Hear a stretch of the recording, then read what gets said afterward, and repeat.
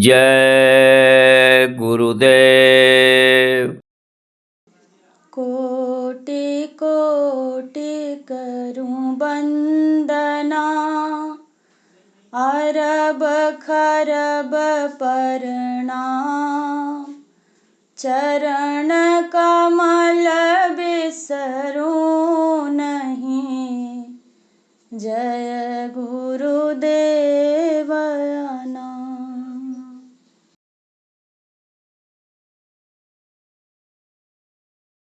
चलो गुरु की शरणिया, दुनिया से नाता तोड़ के। चलो गुरु की शरणिया, दुनिया से नाता तोड़ के। इस दुनिया से एक दिन प्यारे पड़ेगा सबको जाना। इस दुनिया से एक दिन प्यारे पड़ेगा सबको जाना।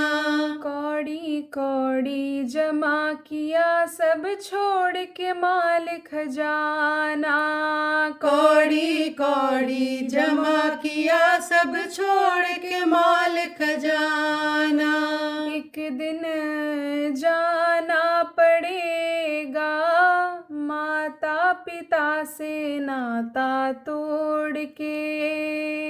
एक दिन जाना पड़ेगा माता पिता से नाता तोड़ के। पेट पकड़ कर माता रोए, बाह पकड़ कर भाई। पेट पकड़ कर माता रोए, बाह पकड़ कर भाई। पैर पकड़ कर छोड़त नाही, रो रो कहे लुगाई। पैर पकड़ कर छोड़त नाही, रो रो कहे लुगाई। सैया मत जाके ले लाली चदरिया ओढ़ के।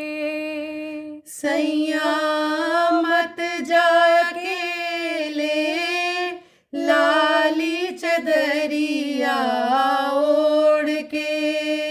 चार जने मिल कर के आए करने लगे तैयारी। चार जने मिल कर के आए करने लगे तैयारी। कोई हाथ कोई पैर पकड़ कर दीना हमें सवारी। कोई हाथ कोई पैर पकड़ कर दीना हमें सवारी।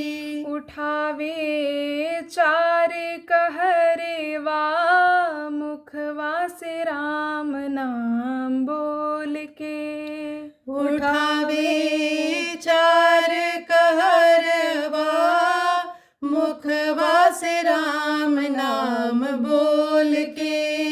कोई धूप कोई चंदन लावे, कोई बेल की पाती। कोई धूप कोई चंदन लावे, कोई बेल की पाती। स्वार्थ के सब इस दुनिया में आगे कोई न संगाती। स्वार्थ के सब इस दुनिया में आगे कोई न संगाती। चिता पर हमको लिटावे, ऊपर से लकड़ियाँ जोड़ के। चिता पर हमको लिटावे, ऊपर से लकड़ियाँ जोड़ के। जो नहीं भजता गुरु नाम, नहीं गुरु शरण में आवे। जो नहीं भजता गुरु नाम, नहीं गुरु शरण में आवे।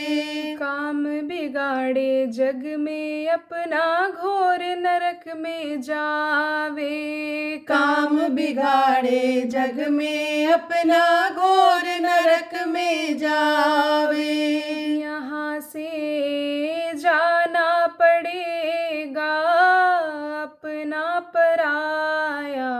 छोड़ के। यहाँ से जाना पड़ेगा अपना पराया छोड़ के। चलो गुरु की शरणिया दुनिया से नाता तोड़ के। चलो गुरु की शरणिया दुनिया से नाता तोड़ के। जय गुरुदेव। जय गुरुदेव।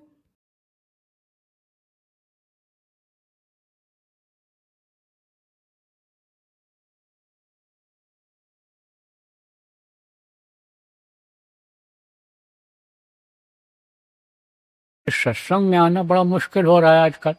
यह सरावत है कठिनाई। क्यों मुश्किल हो रहा है?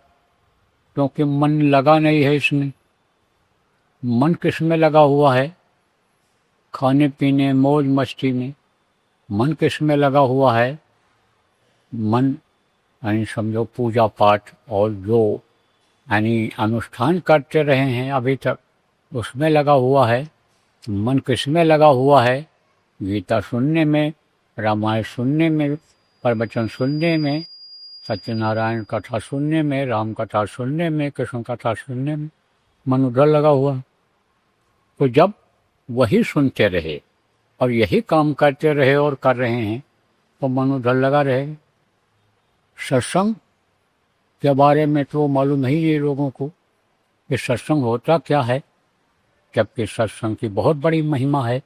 सत्संग महिमा है अति भारी, जो कोई भी होए अधिकारी। सत्संग सुनने का जो अधिकारी होता है वो सत्संग सुनता है और सत्संग को ग्रहण करता है।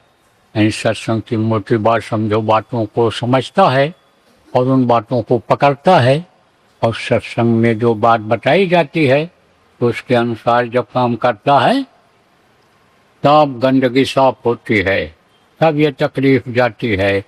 सत्संग जल जब कोई पावे, मैलाई सब कट कट जावे, तब ये मैलाई कटती है। कौन सी मैलाई? कर्मों की मैलाई। जैसे कोई ऐसा कर्म करे, ऐसा कर्म, कर्म माने क्या होता है? काम। कौन सा काम? बहुत तरह के काम हैं। जैसे लोहा का काम है, लकड़ी का काम है, नौकरी काम है, व्यापार यह भी एक काम है, खेती भी काम है। तो जो जैसा काम करता है उसी हिसाब से उसके कपड़े गंदा होते हैं, उसी हिसाब से उसका शरीर गंदा होता है। जैसे कोई दफ्तर में बैठता है, नौकरी करता है तो वहाँ साफ सुथरा रहता है उसका बदन, लेकिन जो खेत में काम करता है मिट्टी गोबर तो उसको लगता ही लगता है। जो गाड़ी बनाने का काम करता है, मिस्त्री हैं, उनके कपड़े गंदे होते हैं, उनका शरीर भी गंदा होता है, कालिख लगती है, तेल लगता है। तो कर्म जो जैसा करता है वैसे ही आप ये समझो कि गंदगी आती है। अब देखो प्रेम, अच्छा और बुरा दो कर्म होता है, इसकी जानकारी आपको है और नहीं है तो सत्संग बराबर जब सुनते रहोगे तब जानकारी होती रहेगी कि अच्छा क्या है और बुरा क्या है। इसीलिए तो कहा गया कि साध हो या संसार में तीन वस्तु है साध, सत्संग वचन सद्गुर शरण और नाम डोर आधार। ये तीन चीजें जरूरी हैं। क्या जरूरी है? सत्संग वचन।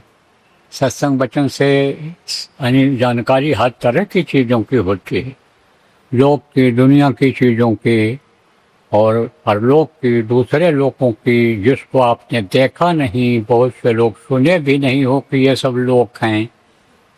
सुने भी हो तो क्या सुने हो? देवलोक, सूर्यलोक, चंद्रलोक, स्वर्गलोक, वैकुंठ लोक, लेकिन उससे परे के लोग तो जानते नहीं। उसके ऊपर भी लोक हैं, आद्या का लोक, आप ये समझो ईश्वर का लोक, ब्रह्मलोक, कार ब्रह्मलोक, सतलोक, अलख लोक, अगम लोक, अनामी लोक, बहुत से लोक हैं। तो सत्संग जब मिलता है तब लोक और परलोक दोनों की जानकारी होती है और सद्गुरु शरण, सतगुरु के शरण में जब आ जाते हैं और सतगुरु नाम दे देते हैं और नाम की डोर को पकड़ लेते हैं, तब पार हो जाते हैं, जन्म मरण से छुटकारा मिल जाता है। तो मैं आपको बता रहा था कि यानी आप ये समझो कि अच्छे और बुरे का ज्ञान सत्संग सुनने से होता है, जानकारी होती है इससे। तो सत्संग से अच्छा और बुरा का ज्ञान होता है, सुनते रहने चाहिए। तो अच्छे कर्म आदमी करता है और बुरे कर्म भी करता है। जब उस भगवान ने पैदा किया तो आपको, हमको, सबको आज़ाद कर दिया, कहा जाओ तुम और कर्म करना। हाथ दे दिया कर्म करने के लिए, पैर दे दिया, आँख दे दिया, मुंह दे दिया, कान दे दिया, इससे सुनना, इससे देखना, मुंह से बोलना और हाथ से काम करना, पैर से चलना, यह सब आज़ाद कर दिया। लेकिन फल भोगने के लिए आज़ाद नहीं रखा है। फल का वो स्वयं यानी समझो अच्छे बुरे का सजा देता है जिसने ये पैदा किया है। उसके यहाँ कोई शोर सिफारिश नहीं चलती है, वो तो सीधे नरकों में भेजता है, ले जाओ इनको काटो, ले जाओ इनको मारो, वहाँ कोई सुनवाई नहीं। जब ये शरीर छूटता है और शरीर को चलाने वाली ये जीवात्मा जब निकलती है तो पेश होती है। यमराज उसके जो दूत हैं, उसके जो अधिकारी हैं, उसके सामने पेश होना पड़ता है और वो कर्मों की सजा दे देता है। अब आप कहोगे भाई कर्म जो कुछ बन गए, अब उसके लिए हम क्या करें? तो उसी की सजा मिल रही है। कुछ जान में कर्म बन जाते हैं, कुछ अनजान में बन जाते हैं। जानते हुए आदमी और समझता है कि बुरा है, लेकिन उसको करता है तो वो बुरा जान करके बुरा कर्म बना। और अनजान में कोई कर्म बन गया तो कहता भाई हमसे अनजान में गलती हो गई, माफ़ करो, अब कान पकड़ते हैं, गलती नहीं करेंगे। तो उसकी तो माफ़ी का चांस रहता है। लेकिन जान करके जो गलती करते हैं उनकी जल्दी माफ़ी नहीं होती, वो कर्म इकट्ठा होते जाती हैं। तो शरीर छोड़ने के बाद, मरने के बाद तो कर्मों की सजा मिलती ही मिलती है, लेकिन शरीर के रहते रहते भी मिलती है। कैसे रहते रहते मिलती है? ये देखो, घर घर बीमारी, घर घर लड़ाई झगड़ा, घर घर परेशानी, घर घर टेंशन, एक दूसरे के जान के प्यारे हो रहे हैं, खून के प्यारे हो रहे हैं। तो ये क्या है? यह सब समझो कर्मों की सजा है। तो जब सत्संग मिलता है तो ये कर्म को कैसे ढोए जाते हैं, कर्म को कैसे खत्म किया जाता है, इसकी जानकारी होती है। तो ये जो कर्मों की मैल है वो सत्संग से जाती है। सत्संग जल जब कोई पावे, मैलाई सब कट कर जावे, तब ये मैलाई कटती है।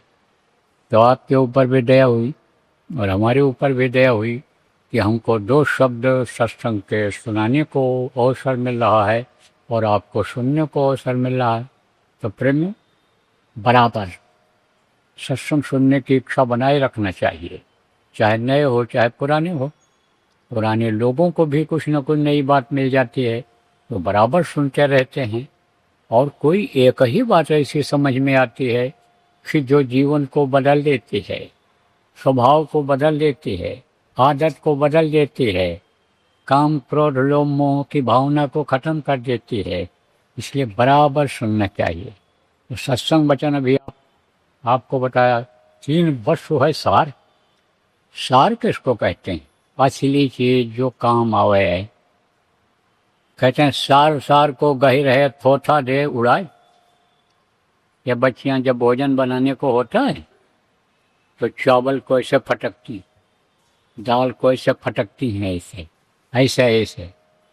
तो जो भी उसमें मैल होती है, गंदगी होती है, रोड़ा कंकड़ होता है, कोई घास फूस उसमें पड़ी होती है, वो सब आगे की तरफ बाहर निकल जाती है और असली चीज ठोस चीज यानी समझो मिल जाती है। अनाज को धोती हो, चावल को धोती हो, पोहा को धोती हो, दाल को धोती हो बनाने से पहले, तो उसमें क्या निकलता है? गंदगी निकलती है।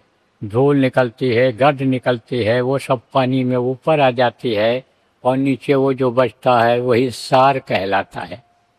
तो सार यह सार है, यह खास है, ये चीज मुख्य है। ये चीज कि सत्संग को सुना जाए, यह सार है, साधकों को समझाया है, समझाया गया है, वही आपको भी समझाया जा रहा है कि यह सार है।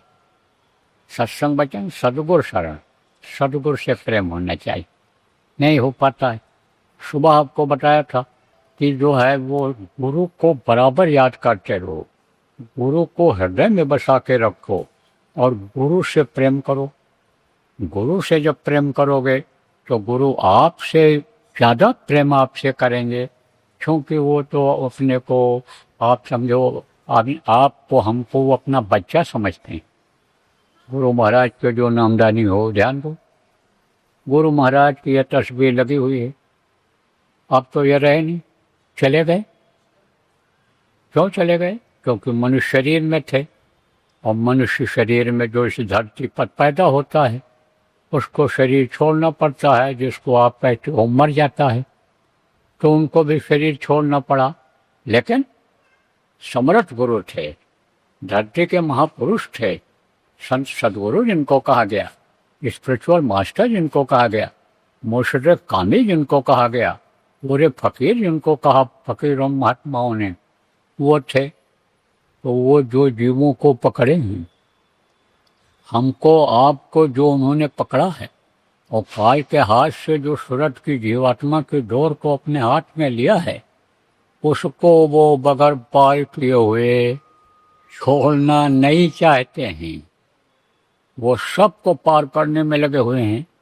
लेकिन जब हम उनको याद करते रहेंगे, उनके वचन को याद करते रहेंगे, और उनको आप ये समझो कि वो जो बताएंगे उसको भूलेंगे नहीं, जो वो बता के गए उसको करेंगे, या जिनको अधिकार दिया उन्होंने कि भाई ये संभाल करेंगे, वो जो उनके मत के अनुसार ही बताएंगे उसको करते रहेंगे, तब तो पार हो पाएंगे, तब तो अपने घर जा पाएंगे, सतलोक जा पाएंगे, प्रभु की गोदी में बैठ पाएंगे, चरणों में लिपट पाएंगे, और नहीं तो फंस जाएंगे।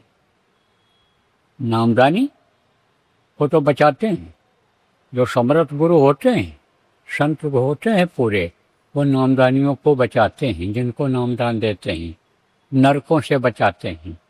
बहुत भारी पाप किया, कर्म किया तो काल से सजा दिला देते हैं, लेकिन करोड़ों करोड़ों वर्षों तक जिसमें पापी लोग जाते हैं, कुकर्मी लोग जाते हैं, उस नरकों में नहीं भेजते हैं।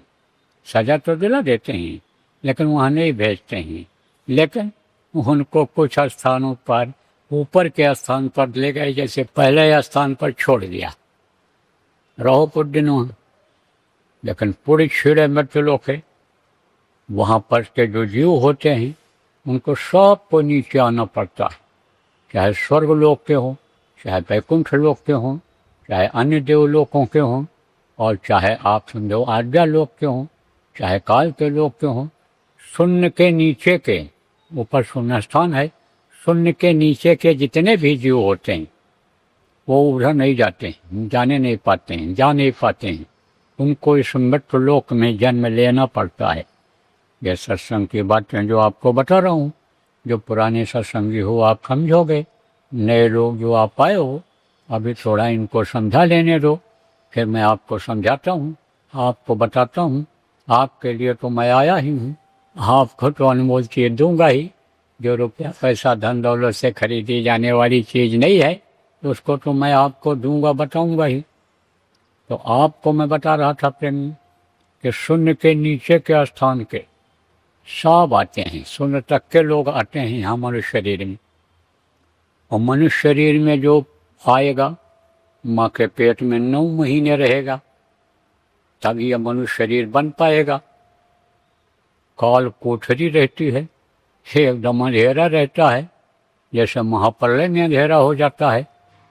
आप कहो महाप्रलय क्या है, वो भी बता दूं। पाप जब इस धरती पर बहुत बढ़ जाता है तब क्या होता है, धरती ये हिलती है, भूकंप आते हैं जो अब आने लगे, संकेत मिलता है। आप जब धरती पर बढ़ता है तब हवा तेज चलने लगती है, आंधी तूफान आता है, बवंडर जिसको कहते हो चक्रवात आता है। जब पाप बढ़ने लगता है तब ये आप समझो आगजनी होने लगती है, आग अपने आप जलने लगती है। जैसे इस समय पर पता नहीं चलता है कि आग कहाँ से लगी। फैक्ट्री की फैक्ट्री स्वाहा हो जाती है, मार्केट का मार्केट पूरा जल करके राख हो जाता है, गांव का गांव राख हो जाता है। अतिवृष्टि होती है। अतिवृष्टि किसको कहते हैं? पानी बहुत बरसता है, बाढ़ आ जाती है, गांव के गांव बह जाते हैं, शहर के शहर बह जाते हैं। समुद्र देवता जल देवता नाराज हो जाते हैं जब, तो तूफान ला करके और समुद्र के किनारे जो आनंद लेने के लिए 100 50 मंजिल का मकान बनाते हैं, वो सब धराशायी हो जाता है। पता नहीं चलता कहाँ चला गया, समुद्र में समा जाता है। तो ये सब दिखाई पड़ने लग जाता है। और जब और पाप ज़्यादा बढ़ता है, जब जीव पापी हो जाते हैं, ज़्यादा पापी हो जाते हैं, तब और क्या होता है? बारिश बंद हो जाती है, तो अन्न नहीं पैदा होता है। तब आदमी क्या खाता है? पेड़ की पत्तियाँ। अब पानी चाहिए पेड़ को भी, नहीं तो पेड़ सूख जाता है। तो पानी जब नहीं बरसता है तब पेड़ सूख जाते हैं, और पेड़ जब सूख जाते हैं तब आप ये समझो कि आदमी क्या खाए? फिर जानवरों को मार मार करके खाने लगता है। और जानवर भी जब नहीं रह जाते, चूहा बिल्ली भी नहीं रह जाते हैं, कोई नहीं रह जाता है, तब आदमी आदमी को खाने लगता है। आदमी आदमी को खाने लगता है। आप समझो प्रेमियों, बयां किया लोगों ने। किसने बयां किया? दुर्घटना हो गई थी। किसकी दुर्घटना हो गई? हवाई जहाज की। हवाई जहाज टकरा गया, नीचे आग लग गई, कुछ लोग कूद करके बच गए, लेकिन ऐसे पहाड़ियों के बीच में पड़े रहे कि वहाँ से कोई उनको निकालने वाला नहीं। जाएं तो कहाँ जाएं। फिर जब एकदम से यानी समझो कुछ पता लगाया गया, जब काफ़ी समय निकल गया, तब पता चला कि वे जिंदा हैं। जिंदा हैं। कहता ना, जाको राखे साइयाँ मार सके न कोई। यानी समझो मरने के मौत के मुंह से निकल करके जो आए थे जिंदा थे। तो उन लोगों ने बताया, कहाँ कुछ खाने को नहीं, घास फूस खाए कुछ दिन तक, फिर कपड़ा खाए अपना, वो सुख से यानी समझो कि काम चलाया। पानी खोजा इधर उधर, थोड़ा बहुत कहीं मिल गया तो उससे काम चलाया। आप ये समझो फिर बोले कि जो आदमी मर गए थे और उनका मांस खाए, तो बताएं कि किसी तरह से जिंदा रहे। इसी तरह से जब आदमी को नहीं मिलता है तो जान प्यारी होती है, जान बचाने के लिए एक दूसरे का मांस खाते हैं। अब ज़्यादा दिन चल नहीं पाते, क्योंकि हर चीज़ की ज़रूरत होती है, पानी की ज़रूरत होती है। मांस खा करके भी ज़्यादा दिन तक आदमी नहीं जिंदा रह सकता है। नमक रोटी खा के तो बहुत दिन जिंदा रह सकता है, पानी पी के तो जिंदा रह सकता है, लेकिन मांस खा के जलता ज़्यादा दिन नहीं रह सकता है। देखो मांसाहारी जानवर कहीं ज़्यादा दिन रहते हैं? मर जाते हैं, जल्दी मर जाते हैं। शाकाहारी तो भी ज़्यादा दिन रहते हैं। गाय देखो शाकाहारी है, बैल शाकाहारी है, देखो ये ज़्यादा दिन तक जिंदा रहते हैं। हाथी है शाकाहारी, गधा है, ये भी ज़्यादा दिन तक रहते हैं, जिंदा रहते हैं, 40 साल 50 साल 60 साल। आप ये समझो एक बैल, हम गए थे वहाँ, हम लोग गुरु महाराज जब इमरजेंसी में जेल चले गए, वो हम लोग भी चले गए थे। बंद कर दिया था उस समय आतताइयों ने, क्योंकि गुरु महाराज भविष्यवाणी करते थे। और उस समय जो तत्काल बेवा प्रधानमंत्री थी, वो जो मौजूदा थी, उसके लिए बोल दिए थे कि प्रधानमंत्री के हाथ में ऐसी विनाशकारी विप्लवकारी रेखा है कि जिससे बेगुनाह बेमौत लाख लोग मारे जाएंगे। तो देखो, जब मरी है उसके बाद भी बहुत दंगा फैला था, बहुत लोग मारे गए थे, तो नाराज हो गई। और सही बात बोलते हैं महात्मा, तो किसी किसी को खराब लग जाता है, तो जेल में बंद कर दिया था। हम लोग भी जेल में ही गए, हम लोग भी जेल भर दिए थे। तो वहाँ एक बैल मिला, बैल बंद था। किस में बंद था? जेल में, बुढ़ा बैल था। तो उसमें बताया एक आदमी कि ये 40 यानी समझो आजीवन कारावास काटा है, इसमें सजा हो गई थी उसको। कोई मजिस्ट्रेट था, सजा बोल दिया इसको ले जाओ जेल में बंद कर दो। तो जेल में लाए तो उससे पहले जुताई किया और 20 साल की सजा काटा उसने। और उसको जब जवान था तब लाए थे, और उसके बाद भी जिंदा रहा, 40 साल 50 साल जिंदा, बताया 50 साल से कम नहीं होगा ये। तो शाकाहारी होते हैं। और मांसाहारी जो होते हैं वो कुत्ते होते हैं, बिल्ला बिल्ली होता है, ये सब मांसाहारी, कुत्ता बिल्ली शेर ये सब क्या होते हैं, ये मांसाहारी ज़्यादा दिन जिंदा नहीं रहते हैं। तो कहाँ तक जिंदा रहेंगे और मांसाहारी। अब समझो आप प्रेमियों कि यानी ज़्यादा दिन तक फिर जिंदा आदमी नहीं रह पाता है, फिर गिर जाता है, चल फिर नहीं पाता है। कब? जब महाप्रलय होता है, गिर जाता है, एकदम से गिर जाता है। तब एक दूसरे को ऐसे देखते रहते हैं कि हमारी कोई मदद कर दे, उठा दे हमको, तड़पते रहते हैं इसे, और तड़प तड़प करके प्राण निकाल देते हैं। या कहते हैं ना कि तड़प तड़प करके मरोगे, तड़प तड़प करके मरना पड़ता है। पाप कर्म जो बन जाते हैं जान अनजान में, पाप की इतनी बड़ी सजा मिलती है, कुदरत देती है, जिसके लिए आज आपको याद करना चाहिए कि भाई कहीं हमसे भी अपना शरीर से पाप बन जाए, मन से पाप बन जाए, जो हमारे पास धन है उससे हम पाप कर बैठे हैं। इसलिए यह सब बात आपको बताई जा रही है, सुनाई जा रही है। फिर क्या होता है, आदमी जब खत्म हो जाते हैं, जंगलों में जब आग लगती है, जानवर खत्म हो जाते हैं, पेड़ पौधे सब जो रहते हैं सब खत्म हो जाते हैं, जो बचते भी हैं वो सूखे यानी सूखे पौधे जो बचते भी हैं, पेड़ जो बचते भी हैं, वो आग लगने पर खत्म हो जाती। उस समय पर ये चट्टानें टूट टूट करके गिरती ही, पहाड़ गिरते हैं, बड़े बड़े पत्थर। क्यों? क्योंकि इसमें तत्व नहीं रह जाता है, पृथ्वी तत्व खत्म हो जाता है। तो जिसकी वजह से ये रुके हुए हैं वो तत्व खत्म हो जाता है। और धरती का तत्व कब खत्म होता है, कैसे पता चलता है? ये मिट्टी एकदम मुलायम हो जाती है, ऐसे जैसे सीमेंट होता है, पत्थर पीसा हुआ सीमेंट होता है। जैसे बच्चियों लकड़ी होती है, लकड़ी की राख, जलाई हुई लकड़ी की राख, कंडे की राख होती है, कोयले की राख होती है, ऐसे यह धरती हो जाती है। और फिर जब इसकी ताकत खत्म हो जाती है तो दुनिया में, संसार में एक हिस्सा धरती है, एक हिस्सा जमीन है, 3 हिस्सा पानी है। तो पानी धरती को अपने में मिला लेता है, सोख लेता है, ये उसमें घुल जाती है, ये धरती नाम की चीज नहीं रह जाती। फिर क्या होता है, फिर जो है अग्नि है, अग्नि किसको सोखती है? यानी पानी को सोखती है। तो जब तेज अग्नि होती है तो पानी उसमें जब कोई जल जाता है, सूख जाता है, तो पानी उसमें सूखने लगता है।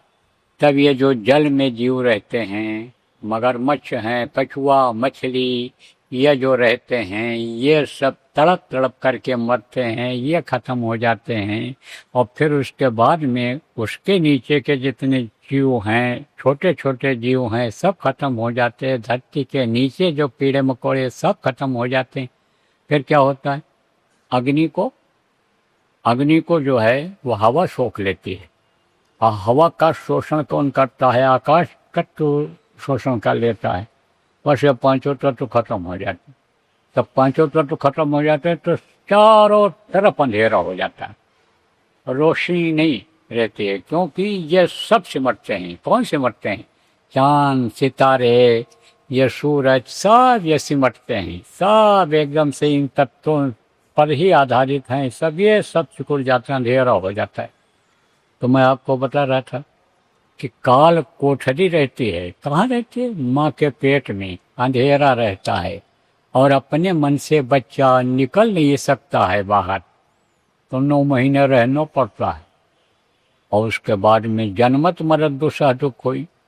जन्मते वक्त देखो बच्चा रोता हुआ पैदा होता है तो बड़ी तकलीफ होती है।